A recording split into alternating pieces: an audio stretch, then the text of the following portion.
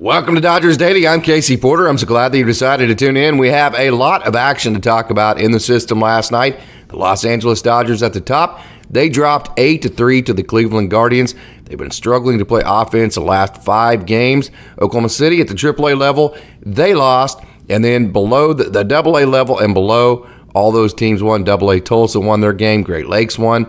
And Rancho won. So a mixed bag, but hey, like I always say, if you have a mixed bag, you always want the wins at the highest levels. The Dodgers did not get that last night, so a little bit disappointing night last night. But, hey, one of the great things about baseball is you get to wake up the next day and do it all again. So, lots to talk about. But before we get into it, just a reminder, we are open for business. If you have a business or if you would like to sponsor Dodgers Daily, dodgersdaily.net, the podcast, the webpage, any of the social media platforms, just DM me, leave a comment, and or email me at dodgersdaily73@gmail.com.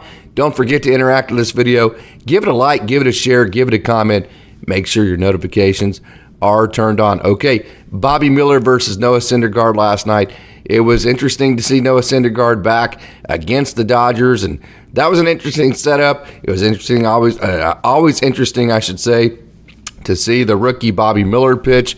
He gave good distance last night, and what I think was a really good performance for him as well, although he gave up the 4 runs. So, a lot to chew on, lots to talk about, so let's not waste any more time. Let's talk Dodgers baseball.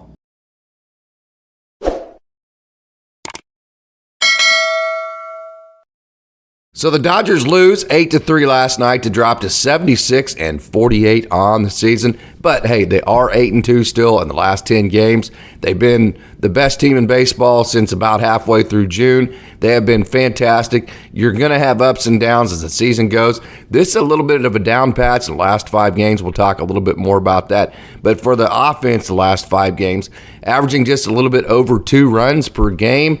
So hey, a little bit of a down patch. But you still are 8-2 in your last 10. You've been playing great baseball for a long time now. Hey, the D-backs, they have started turning it on. Again, they are 8-2 in their last 10 games.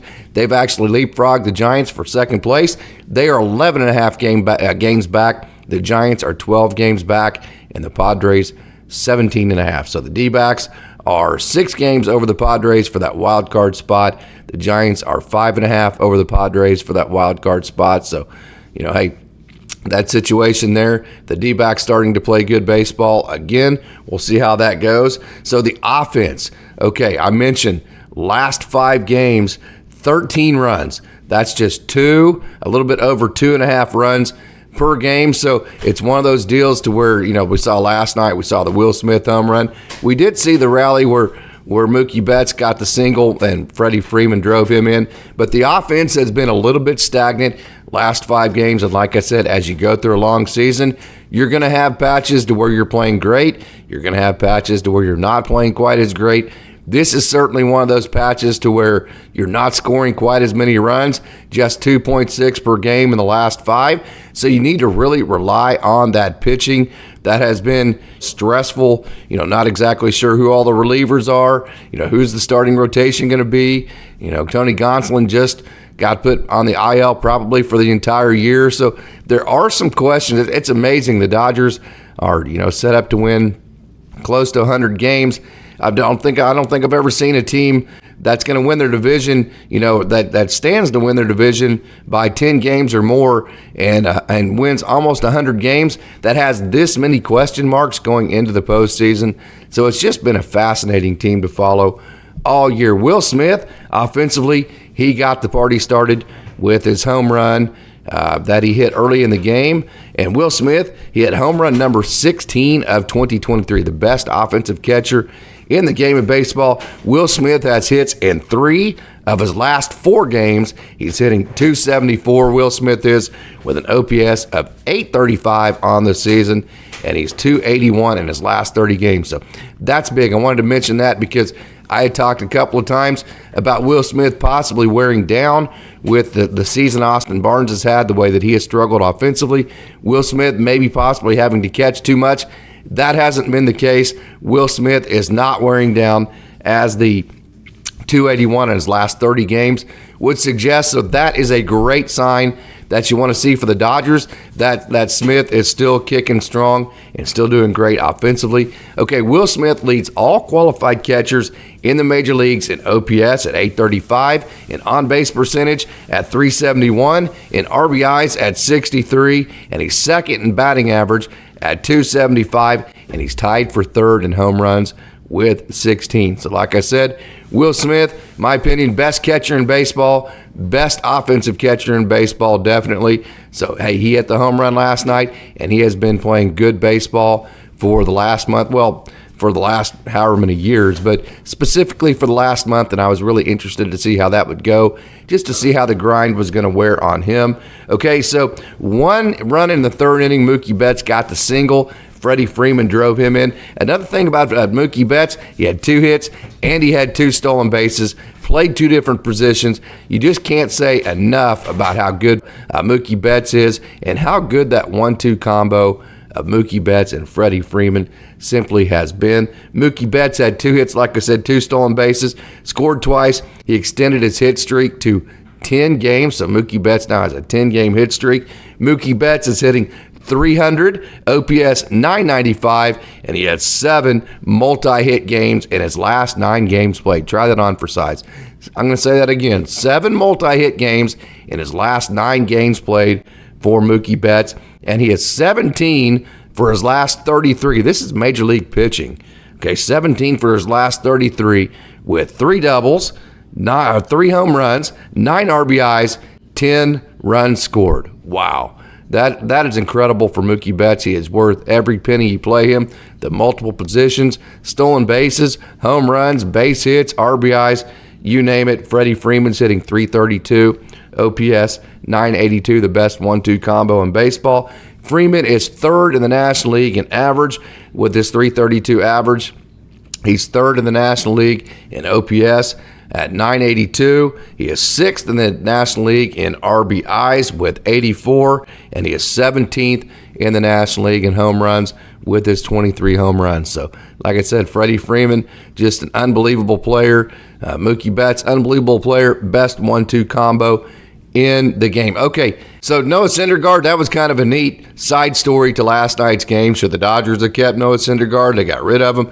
That kind of thing, especially with Tony Gonsolin going on the shelf. The numbers would say that the Dodgers made probably the right decision there. Although Syndergaard has been better since he has moved over to Cleveland. His ERA with the Guardians has been .494, and his whip has been .132. He's averaged 4.5 innings, so it's not like he's been a big innings eater. It's not like he's been fantastic. I think if he had averaged maybe 6 innings in all of his outings with Cleveland with that 4.5 ERA, I would say the Dodgers fans would say that was the exact Noah Syndergaard they were hoping they would get at the bottom level as far as the production they would have gotten from him probably as a 5th starter, which is what he was going to be most likely penciled in as. Okay, so 4.5 innings, not a tremendous innings eater there, .495 ERA. So he has improved since he went to Cleveland.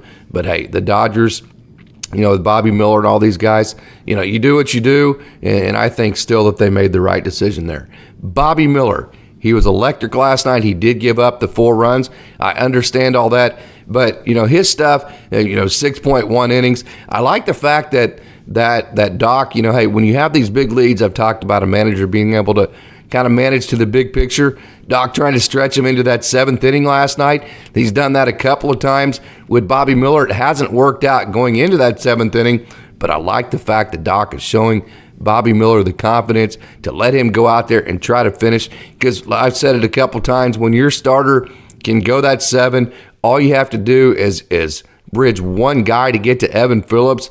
That makes things pretty darn easy. So 6.1 innings for Bobby Miller, 4 runs, 5 strikeouts, just 1 walk. So the strikeouts to walks were very good last night. The length was very good for Bobby Miller, and he was oh so close to, not giving up the 4 runs, which I've said many different times. If the Dodgers have a starter that goes at least 6 innings, gives up 4 runs or less, this offense should be good enough to win games. It was not last night, but I think on the long run, it would be in that scenario. This is just one of those patches, like I mentioned earlier.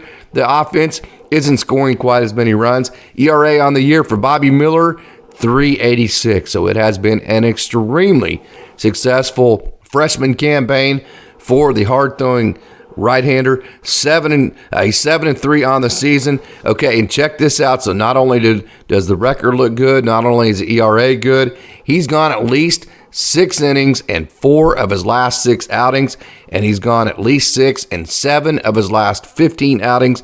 He's gone at least 5 innings in 5 of his last 6 outings, and in 13 of his 15 starts.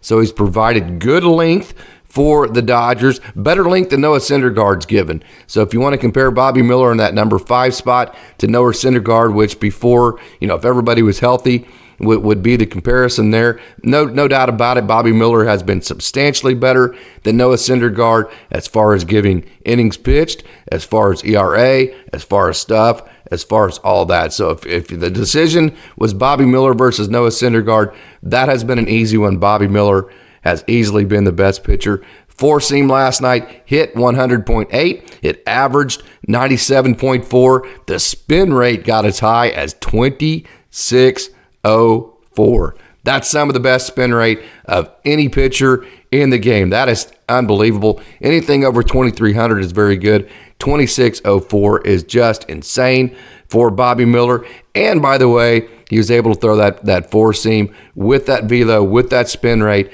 for a strike 60% of the time. His curveball he threw for a strike 62% of the time, and it had an amount of vertical drop that was absolutely insane. In zone 65% of the time. That is an insanely effective pitch when you're able to create that much movement off of the 100-mile-an-hour velo, that much movement, and in the zone that many times. That's very effective. His slider touched 91.5, and it had 39 inches of vertical drop to it. So 91.5, 39 inches of vertical drop. It was in the zone 50% of the time. So 3 pitches in the zone 50% of the time. Very good for Bobby Miller.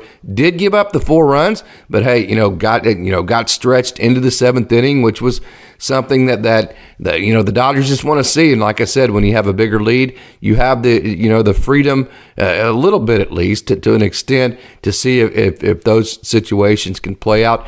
Caleb Ferguson came in. He was not good. It seems like, when he's been either really good or it seems like it's been kind of a car crash of an outing for him this year. At least that's kind of the perception I had. And going back and researching it, it really hasn't been that way for Caleb Ferguson this year. I mentioned in the last show with Austin, has his numbers outperformed how he's actually pitched, because if you look at his whip and all that, his whip is well over 1.4, but his ERA has been very good. His expected ERA and his FIP are higher than what his production has actually been, but not by much. Okay, so Caleb Ferguson coming into the last night, well, first of all, his ERA on the year, 2.87. Okay, but he did give up the 3 runs in 2/3 of an innings. Also gave up Bobby Miller ended up with 4 runs that Caleb Ferguson inherited. So whip on the year, 145, 54 strikeouts, 47 innings. Okay, but Caleb Ferguson on the year, he's gone scoreless in 44 of his outings. He's not given up a run in 44 outings. Before last night, he had gone scoreless in 5 in a row. He had gone scoreless in 8 out of his last 9, and 23 of his last 5 outings, Caleb Ferguson had not given up a run. So he had been simply fantastic. He had been, dominant, I think is what you could call those numbers right there. This is only the second time this year that he's given up 3 runs in an outing. Of course, 3 runs is a lot for a reliever. The last time that happened to him was all the way back on June 6th, and he has not given up more than 3 runs all year. 3 is the most he's given up. Okay, and he has given up more than 1 run just 4 times all year. So when you look at the overall body of work for Caleb Ferguson, it has been really, really, really good. He has been a fantastic pitcher for the Dodgers. It just seems like the times that it's unfolded for him in a way that hasn't worked out, it just seems like it's stuck out a little bit. But hey, you got to back up. You got to look at the overall process of it. You got to look at the overall season. And when you do that, Caleb Ferguson has been fantastic. So again, the Dodgers drop a decision 8-3, but again, 8-2 in the last 10. Still playing very good baseball, although not hitting the baseball and scoring the way Dodgers fans would like in the last 5 games. But hey, that's baseball. So I hope you enjoyed the segment on the LA Dodgers. Time now to turn our attention to the minor league action in the system last night. So let's not waste any more time. Let's get right to it, and let's take a trip down on the farm.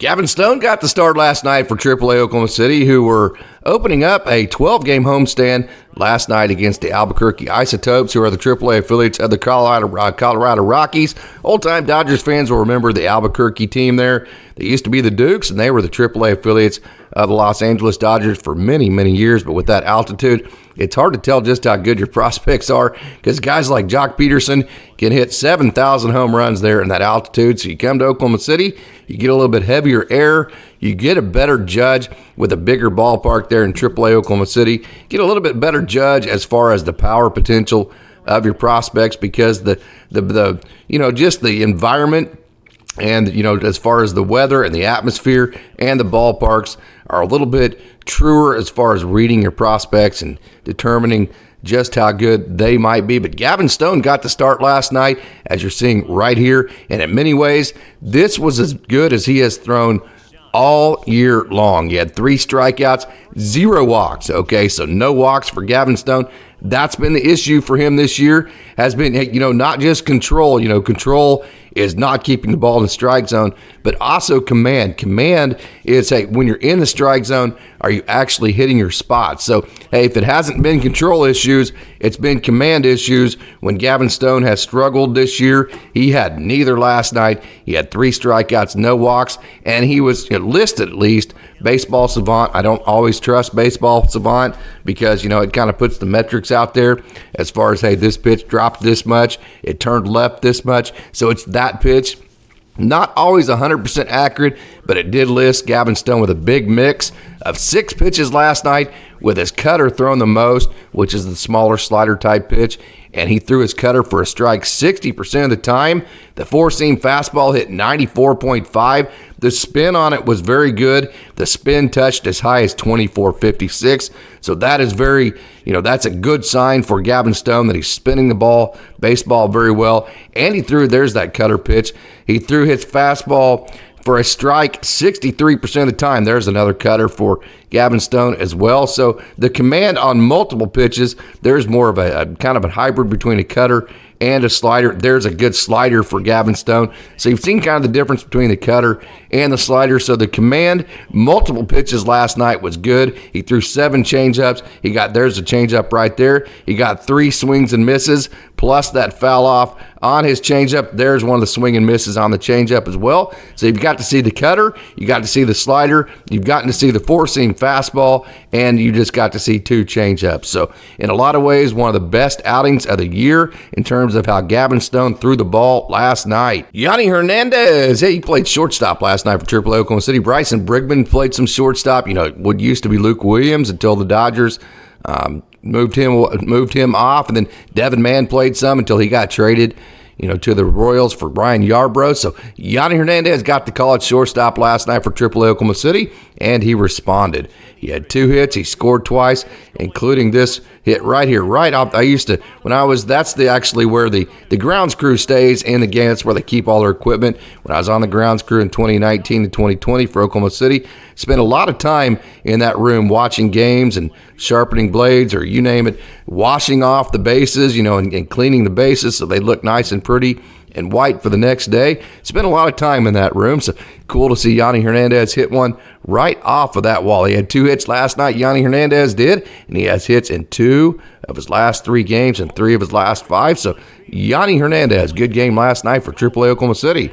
Speaking of Bryson Brigman, he played left field last night. That just adds to his versatility. He's played a lot of second base, a lot of shortstop. Played a good left field. I have a couple of catches of him going up against the wall, jumping up and catching the baseball. Had 2 hits last night for AAA Oklahoma City, and I love the way he's able to stay short, stay inside the ball, shoot the thing to right field. I love those type of players. I wouldn't want 9 of them in my lineup, but I do like having 1 or 2 at the top or bottom just to kind of generate some offense that isn't just solely relied upon power. So I love the type of game Bryson Brigman brings. I like the fact that look how short that is, just staying inside of it, just trying to put contact on the ball and using the speed. I like the fact that the Dodgers have brought in more of these type of players. You know, they drafted Kendall George. They brought in Bryson Brigman. Jake Vogel's another type player like this. Luke Williams had good speed. Guys that will just hit the baseball, put it in play, and then use speed. These are type of guys that the Dodgers can really use. So Bryson Brigman, a good night last night. He actually put Oklahoma City in the lead for a brief moment in the bottom of the 6th before they gave up a 6 spot in the top of the 7th inning. But Bryson Brigman, a good night last night. He's hitting .300 at the AAA level, OPS 774. Jakereed had another good outing last night for AAA Oklahoma City, and the thing about him, I say it all the time, not unbelievable velo, but great movement, and his changeup was his go-to last night. Then his curveball, then his cutter, then sinker slider. So, hey, nothing is straight with Jakereed. Nothing moves the exact same. Some pitches move to the right, some pitches move to the left. Some right at the top of the zone. Some of them tumble. So there's just constant movement with Jakereed, and his cutter last night had 30 inches of vertical drop to it. So that cutter was a great pitch for Jakereed, and he had another good outing. I'll be interested to see if he's a player at all as far as getting a promotion up to the major league level, if there's ever a spot open or a situation where the Dodgers, maybe a doubleheader, something like that, where they're looking to add another guy to their active roster as far as being able to help the major league team. We'll see. I'm not saying that's going to happen, but Jakereed, he has a unique type of movement to his pitches, and he had a good outing last night for AAA Oklahoma City. Bencasparius got the start last night for AA Tulsa. Boy, he was fantastic. I've mentioned a couple of times that, hey, the results haven't always been just unbelievable for Bencasparius, but just hang on because he has been throwing the baseball just fantastically for quite a while right now, or as of late. And, you know, he's kind of worked with his mix a little bit to change some things, and boy, it's really coming out of his hand well. He was absolutely electric last night. 5 2/3 innings, 7 strikeouts, no walks, 6 hits, and just 1 run given up. He was overpowering at times in terms of being able to pitch backwards and making his 95, 96 mile-an-hour fastball look even faster. Now look at that good breaking ball stuff. And he pitched backwards, so you never know exactly what type of pitch was coming for Bencasparius last night in any count. Hey, 3-2 count, 2-2 count, 0-2 count, 2-0 count. He's liable to throw any pitch in any situation, and he was just absolutely electric last night. Again, 5.2 innings, just 1 run, 7 strikeouts, no walks. Robbie Pito came in after him through 2 2/3 innings, gave up 3 runs, had 4 strikeouts and a walk, 4 hits. Kevin Gowdy then finished with 2/3 of an inning scoreless for AA Tulsa. So the pitching was good last night. Tulsa, they won 7-4. They've been playing better as of late. You know, they got their record back down to 500 with a patch to where they struggled for quite a bit of time. Since then, they've been playing good baseball. They're 3 games over 500 since that mark. They're now 3 games over 500 for the season at 59-56. Joshstowers, watch this, kapow. Wow, that is an impressive home run. He has home runs in back-to-back games. If you remember, he hit one in Frisco. This was at Northwest Arkansas. I have been to that stadium, and I can tell you that is a long ways away from home plate. That stadium actually is on our way whenever we go to Eureka Springs, so that's a really cool place to play a baseball game. Joshstowers had a good game last night. This gave Tulsa a 4-0 lead. Like I said, second game in a row, Joshstowers has hit a home run, and third of his last 4 games with a base hit. So Joshstowers is starting to play better offense for the AA Tulsa Drillers. Kodyhoese had 2 hits last night for AA Tulsa. Good for him. You know, he had good June. He had a good July. Struggled a touch here to start August. We all know about the injuries and then just trying to get his offensive game going. So trying to build some momentum to finish strong in August. That would give him 3 months in a row of good offense that he's played. That would be probably the longest stretch that he's had as far as creating momentum. So hopefully he finishes strong here in August. Had a good game last night with 2 hits, Kodyhoese did, including a double off the center field wall that was hit 102 miles an hour. So Kodyhoese, hopefully he can finish 2023 strong. Great Lakes Loons won 5-2 last night to move their record to 68-46. So you're seeing here Hyunilchoi, he got the win on the mound, went 5 innings. So, hey, after all the injuries, it's good to see. Look at that little cutter-type pitch for Choi. That's a really good pitch for him.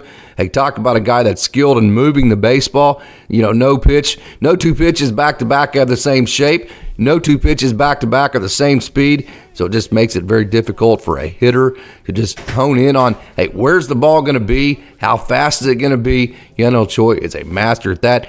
Good length last night. The mix was good. 5 innings. Gave up just 3 hits, just 1 run, had 4 strikeouts and a walk. So it was good to see Hyunilchoi have a really good outing last night. His ERA on the year is 3.04, and last night was tied for the longest outing of the year for Hyunilchoi in terms of innings pitched and then also pitches thrown. So everything is, for the 2021 Minor League Pitcher of the Year in the Dodgers system, everything is looking on the up and up for Hyunilchoi. Also, DePaula came in and pitched an inning, scored us. We'll get into that here in a minute. Lucas Webb went an inning and a third. He gave up 1 run, had no strikeouts and 2 walks. And then we're going to talk about Benoni Robles, who finished it up with an inning and 2/3 to finish the game last night. Scored us. He had 3 strikeouts, no walks, and was very impressive. So here is DePaula, who threw a scoreless inning for Great Lakes, and he had 2 strikeouts, gave up just 1 hit.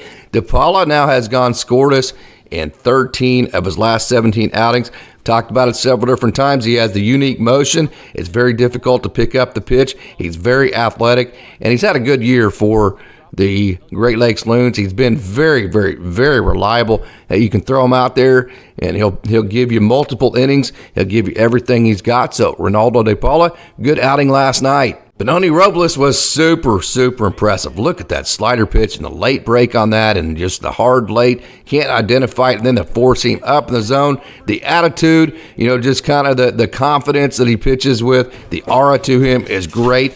Robles finished the Great Lakes games with style. Lots of style to it. 1 2/3 innings. He struck out 3. He walked nobody.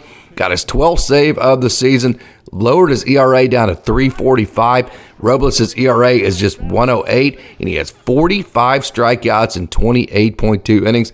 This is a guy that is a serious candidate to be a late inning, high leverage type guy, maybe even a closer. Benoni Robles has been put in high leverage situations. Hey, let's throw him in there, see how he does, and he has responded. So a good outing for Benoni Robles. Rancho Cucamonga Quakes scored 1 in the first, 1 in the fourth, and then they opened up a can by scoring 6 in the 6th inning, and then 2 in the 8th. They won 10-1 over the Lake Elsinore Storm last night offensively. Josuedepaula was the player of the game offensively. He had 4 hits. So a great night for him and an RBI. Theron Lorenzo had a hit as well, including his 19th double of the season. Jesus Calise, boy, he has been playing fantastic baseball as of late. This is the 3rd Dodgers Daily podcast, I believe, in a row that he has been on because he has been playing just absolutely great baseball. 2 more hits and 2 RBIs for him, as his average up to 274. Rained on Cone, a great light night last night. Had 3 hits and an RBI, including home run. Number 14, Luis Rodriguez had a hit. He went 1 for 5. Wilman Diaz went 1 for 4. Jose Izardo went 1 for 4. And Sam Mangeli went 1 for 2 as well. On the mound, it was a great performance for Christian Romero, who went 5 innings. He gave up absolutely no runs, had 7 strikeouts and 1 walk, just 2 innings. Calvin Ramirez, he threw 2 innings scoreless as well. Garrett McDaniels went 1 2/3 innings, gave up just 1 run, had a strikeout and a walk. And then Fran Castro finished the game last night for a 1/3 of an inning and did not give up a run as well. So a good game last night for Rancho Cucamonga. Again, they won 10-1 to move the record to 61-54 on the season.